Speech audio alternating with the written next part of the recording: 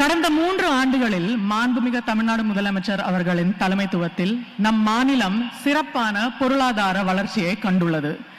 His vision of making Tamil Nadu a $1 trillion economy is nothing short of incredible.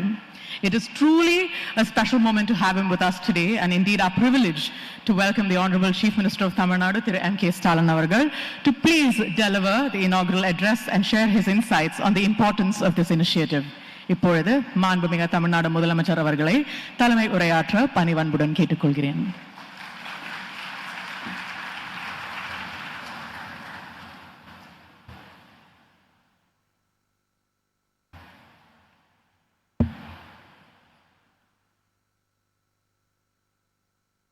SIPCOT தொழிற்சாலை பணியாளர் குடியிருப்பு வளாக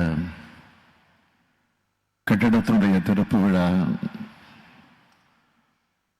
நிகழ்ச்சியிலே பங்கேற்று சிறப்பித்துக் கொண்டிருக்கக்கூடிய மாண்புமிகு அமைச்சர் பெருமக்கள் தாம் அன்பரசன் அவர்களே, மாண்புமிகு கணேசன் அவர்களே, மாண்புமிகு முனைவர் டிஆர்பி ராஜா அவர்களே, திருப்பெரும்புதூர் நாடாளுமன்ற உறுப்பினர், நாடாளுமன்றத்தினுடைய திராவிட முன்னேற்ற கழக குழுவுடைய தலைவர் அருமை சகோதரர் டிஆர் பாலு அவர்களே, நாடாளுமன்ற உறுப்பினர் செல்வம் அவர்களே, சட்டமன்ற உறுப்பினர்கள், தமிழ்நாடு காங்கிரஸ் கட்சியினுடைய தலைவர் திரு செல்வ பெருந்தகை அவர்களே, எஸ்.ஆர். ராஜா அவர்களே, இ. கருணாநிதி அவர்களே, ஃபாஸ்கான் நிறுவனத்தினுடைய தலைவர் திரு யாங் லீ அவர்களே, கூடுதல் தலைமைச் செயலாளர் திரு முருகானந்தம் ஐஏஎஸ் அவர்களே, கூடுதல் செயலாளர் திரு அருண்ராய் ஐஏஎஸ் அவர்களே, தைவான் நாட்டு தூதுவர் திரு பௌஷன் அவர்களே, மேலாண்மை இயக்குநர்கள் திரு விஷ்ணு ஐஏஎஸ் அவர்களே, திரு செந்தில்ராஜ் ஐஏஎஸ் அவர்களே, மாவட்ட ஆட்சித்தலைவர் திருமதி கலைச்செல்வி மோகன் ஐஏஎஸ் அவர்களே, பாஸ்கா நிறுவனத்தினுடைய உயர் அலுவலர்களே மற்றும் பணியாளர்களே, உள்ளாட்சி அமைப்புகளுடைய பிரதிநிதிகளே, அரசு உயர் அலுவலர்களே, பத்திரிகை மற்றும் ஊடகத்துறையை சார்ந்த நண்பர்களே, உங்கள் அனைவருக்கும் என்னுடைய அன்பான மாலை வணக்கத்தை தெரிவித்துக் கொள்ள விரும்புகிறேன். உலகளாவிய நிறுவனமா இருந்தாலும் பாஸ்கான் குழுமத்தினுடைய சிறப்பான இந்திய செயல்பாடுகளுக்காக அதன் தலைவர் யாங் லீ அவர்களுக்கு பத்மபூஷன் விருது வழங்கப்பட்டிருக்கு. அதற்காக யாங் லீ அவர்களுக்கு எனது மனமார்ந்த பாராட்டுக்களை தெரிவிக்க விரும்புகிறேன். அவர் இன்னும் சில சிறப்புகளை பெருமைகளை பெறணும், அதற்காக வாழ்த்துகிறேன். தைவான் நாட்டை சார்ந்த பாக்ஸ்கான் உலகத்திலேயே மிகப்பெரிய மின்னணுவியல் உற்பத்தி நிறுவனம். உலக அளவில் புகழ்பெற்ற ஆப்பிள் நிறுவனத்தினுடைய ஐபோன்களுக்கு உதிரி பாகங்களை பொருத்தி ஒருங்கிணைக்கிற நிறுவனம் இது. 12 நாடுகளில் தன்னுடைய உற்பத்தி நிறுவனங்களை அமைச்சிருக்கு. இந்த குழுமம் தமிழ்நாட்டில் திருப்பெரும்புதூரில் 2 உற்பத்தி அலகுகளை நிறுவி இருக்கிறது நமக்கு கிடைச்சிருக்கக்கூடிய மிகப்பெரிய பெருமை. இதற்காக பாக்ஸ்கான் நிறுவனத்துக்கு எனது நன்றியை தெரிவிச்சுக்க விரும்புகிறேன். 2000 கோடி ரூபாய் முதலீட்டில் தொடங்கப்பட்ட இந்த திட்டத்தில் 41,000 பணியாளர்கள் வேலை செய்யறாங்கன்னா அதுல 35,000 பேர் பெண்கள். ஆணுக்கு பெண் சமம் என்பதை தாண்டி ஆண்களை விட கூடுதலான பெண் தொழிலாளர்கள் இருக்கிறதால பெண் என்னும் போற்றுதலுக்கு தர முக்கியத்துவத்தை நான் பார்க்கிறேன். இந்தியாவிலேயே வேறு எந்த மாநிலத்தையும் விட தொழிற்சாலைகளை பணிபுரியும் பெண்களின் எண்ணிக்கை தமிழ்நாட்டில் தான் அதிகமா இருக்கு.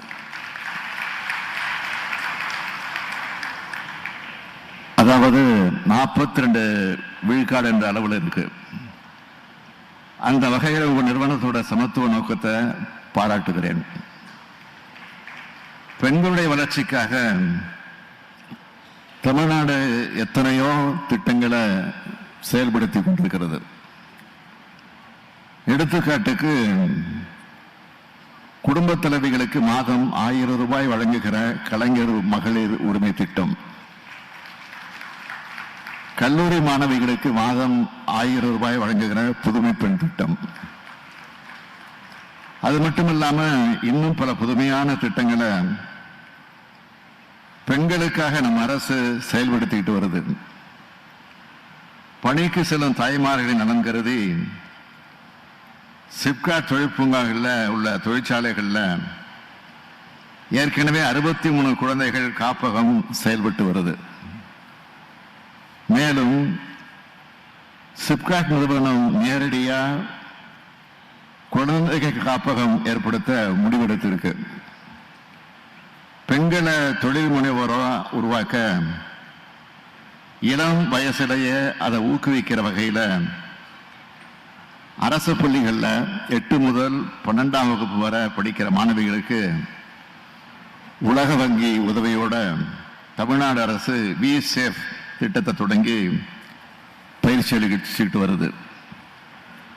நம்ம திராவிட மாடல் அரசு 2021ஆம் ஆண்டு ஆட்சி பொறுப்பேற்றதும் தமிழ்நாட்டில் இந்தியாவில் மட்டும் இல்லாம தெற்கு ஆசியாவிலேயே முன்னணி மாநிலமாக உருவாக்கணும்னு லட்சிய இலக்கை கொண்டு செயல்பட்டு வருது. அதுல வெற்றியும் பெற்று வரும். நீதி ஆயோக் அமைப்பினுடைய 2023-24 ஆண்டுக்கான அறிக்கையின்படி வறுமை ஒழிப்பு, சுற்றுச்சூழல் பராமரிப்பு, குறைந்த செலவில் மாசில்லா எரிசக்தி ஆகிய குறியீடுகளில் தமிழ்நாடு இந்தியாவிலேயே முதலிடம் பெற்றிருக்கு. 10 குறியீடுகள்ல முன்னிலை வகிக்குது. மொத்தம் 13 குறியீடுகள்ல தமிழ்நாடு 11 தேசிய சராசரியை விட அதிக புள்ளிகளை பெற்றிருக்கு. 2023-24ஆம் ஆண்டுல இந்தியாவோட மொத்த உள்நாட்டு உற்பத்தியில 9.19 விழுக்காடு பங்களிப்போட தமிழ்நாடு இந்தியாவிலேயே 2வது பெரிய பொருளாதார மாநிலம் என்ற நிலையை தக்க வச்சிட்டு இருக்குன்னு இங்க குறிப்பிடுவது அவசியம்னு நான் குறிப்பிடுகிறேன். இந்தியாவிலேயே பன்முகத்தன்மையோடு தொழில்துறைக்கு சாதகமான எல்லா அம்சங்களும் ஒருங்கமைய பெற்ற மாநிலமா தமிழ்நாடு விளங்கி வருது. நம்ம மாநிலத்தில் 39,000க்கும் மேற்பட்ட தொழிற்சாலைகள் இருக்கு. இதனால உற்பத்தியும் அதிகம் செய்யப்படுது, வேலை வாய்ப்பும் அதிகம் உருவாக்கப்படுது.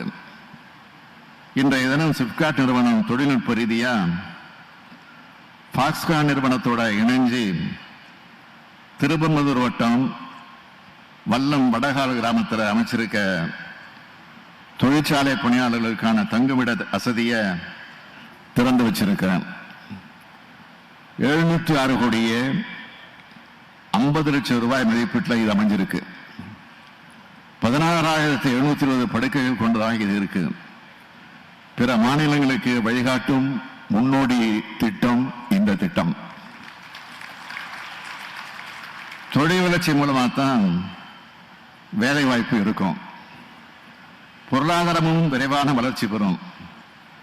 அதனால்தான் தொழில் வளர்ச்சியில நாங்கள் தனி கவனம் செலுத்தி வருகிறோம்.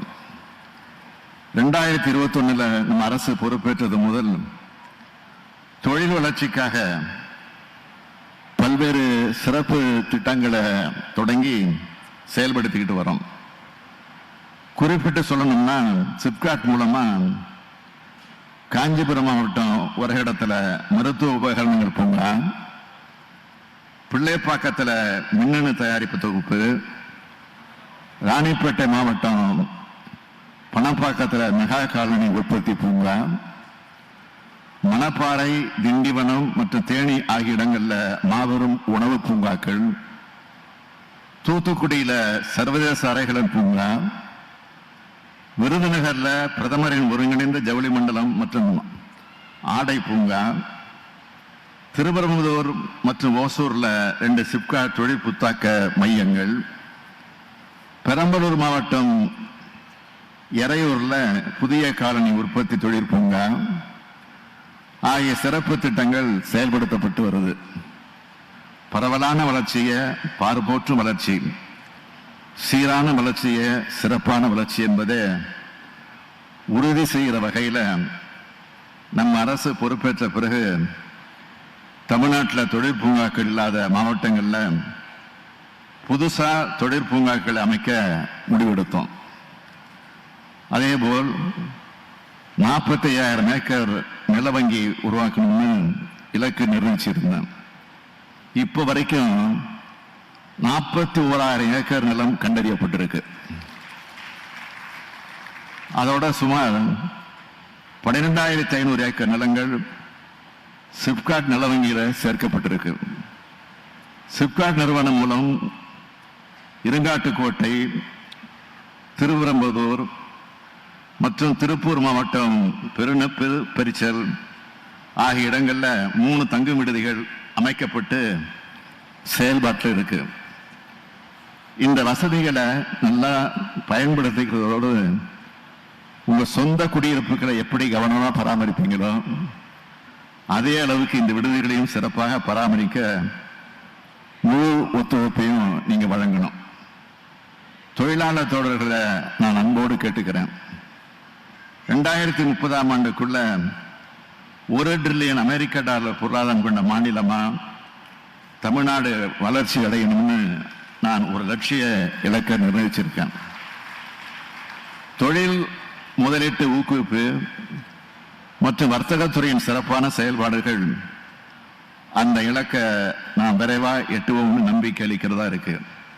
அதற்கு ஃபாக்ஸ்கான் போன்ற நிறுவனங்கள் முழு ஒத்துழைப்பு தர வேண்டும் என்று நான் இந்த நேரத்தில் கேட்டுக்கொண்டு மீண்டும் பத்மபூஷன் விருது பெற்றுள்ள தலைவர் யாங் லீ அவர்களை மனதார பாராட்டி விடைபெறுகிறேன். நன்றி, வணக்கம்.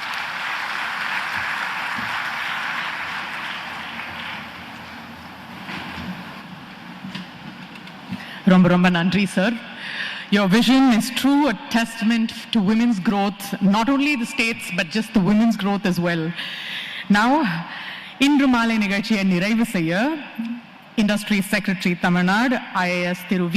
அருண் ராய் அவர்களை நன்றி உரை வழங்க அழைக்கிறேன். To conclude this evening's program, I invite Thiru V. Arun Rai, IAS Secretary to Government, Industries, Investment Promotion and Commerce Department, Tamil Nadu, to deliver the vote of thanks. Kanchipuram மாவட்டம் ஒரகடம் அருகே சிப்காட் மெகா தொழிற்சாலை பணியாளர்கள் குடியிருப்பு வளாகத்தை முதலமைச்சர் மு.க. ஸ்டாலின் திறந்து வைத்து பேசிய காட்சிகளை தற்போது பார்த்தோம். செய்திகளை உடனுக்குடன் தெரிந்து கொள்ள உடனே சப்ஸ்கிரைப் பண்ணுங்க.